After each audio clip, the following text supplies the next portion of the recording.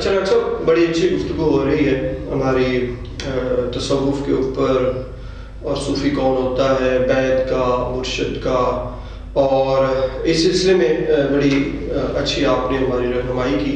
اچھا، ایک دو اور بڑے اہم سوال ہیں، وہ یہ ہیں کہ ہم جو اس وقت تصوف کے مراکز ہیں یا مزارات ہم کہہ سکتے ہیں وہ ہیں، ہم وہاں پہ دیکھتے ہیں کہ بہت ساری چیزیں وہاں پہ ہو رہی ہیں. کچھ ایسی بھی ہیں جو کہ نامناسب ہیں، مثال کے طور پر میلے ہیں یا جو ہے وہ اولیاء اللہ کو نہ جانتے ہوئے سجدے بعض ہو رہے ہیں، یا اس طرح کے اور بھی دیگر اعمال ہیں. تو میرا پوچھنا یہ ہے کہ ہماری سوسائٹی کے اندر، لوگوں کے اندر جو اولیاء یا تصوف کے خلاف ہیں یا اس کو اچھا نہیں سمجھتے، وہ یہ جو شکل ہے مزاروں کی، ان کو دیکھ کر وہ بات کر رہے ہوتے ہیں. تو میں پوچھنا یہ چاہتا ہوں، کیا صرف یہی کچھ وہاں پہ ہوتا ہے، یا وہاں پر ان کے علاوہ خدمت خلق کی، امن کی، بھائی چارے کی، تعمیر شخصیت کی، تزکیہ نفس کی، یہ چیزیں بھی وہاں پہ ہو رہی ہوتی ہیں؟ اس بارے میں آپ ہماری رہنمائی. ہم موقف تو ایک ہی ہے، ساری گفتگو کا تھیم بھی ایک ہی ہے.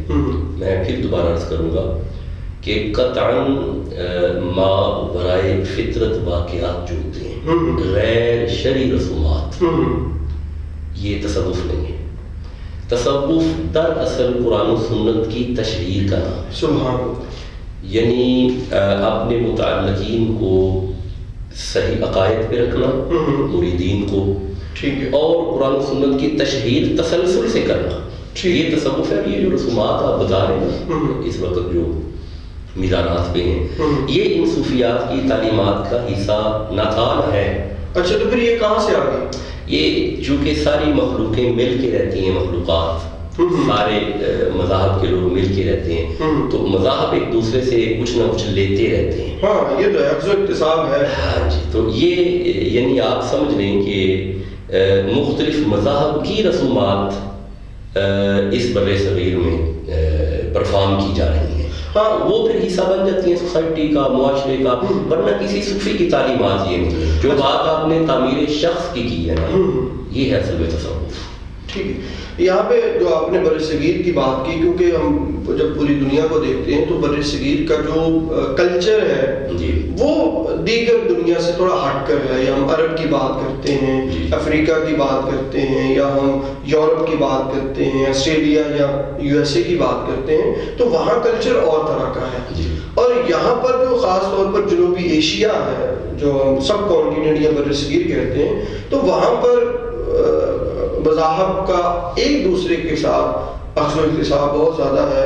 اور پھر کچھ مسلمانوں نے ادھر سے چیزیں لے لیں اور کچھ مسلمانوں سے انہوں نے لے لیں. جس کی ایک واضح مثال سکھ ازم ہے. اب سکھ ازم کی بنیاد بھی دیکھیں نا، تو وہ بھی بابا گرو نانک نے جو ہے وہ کچھ تعلیمات ہندوازم سے اٹھائی ہیں، کچھ تعلیمات اسلام سے اٹھائی ہیں. تو ایک اخوت، بھائی چارے کا پیغام یا انہوں نے کوشش کی. ماشاءاللہ آپ نے خوبصورتی سے کر دیا ڈاکٹر صاحب. یہ میں وہی عرض کرنا چاہتا ہوں، یہ شفلنگ ہوئی ہوئی ہے ٹھیک ہے رسومات کی، ورنہ اسلام کی تعلیمات میں ایسی رسومات نہیں ہیں، اور صوفیہ کرام کی اپنی زندگی میں ایسی رسومات نہیں. اچھا، پھر صوفیہ کرام کی جو اپنی تعلیمات تھیں وہ کیا تھیں؟